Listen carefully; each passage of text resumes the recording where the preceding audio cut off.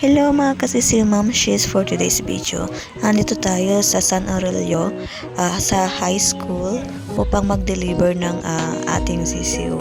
Dahil nag-order sila ng 60 pieces para sa kanilang school project. At ito nga, sinama namin itong maliit na batang to, itong makulit na to.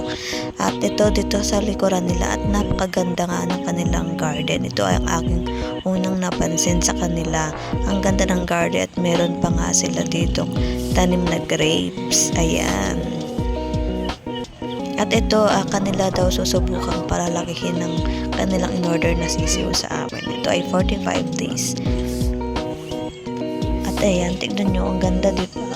Ang sarap magtanim dyan sa kanilang ganda ng garden nila. At ito nga, nag-video-video kami dalawa ng ako sa kanilang grapes. At ito, nakipagkulitan ng aking anak dito sa labasan habang inaantay namin si Daddy dahil tinuturo pa ni Daddy yung mga tamang step kung paano at ano magiging maganda ang paglaki ng mga sisiw. At ito nga, uwian na ng mga estudyanteng sisiw. Hindi, charot lang. Ayan, uwian na nila dito na lamang. Maraming salamat.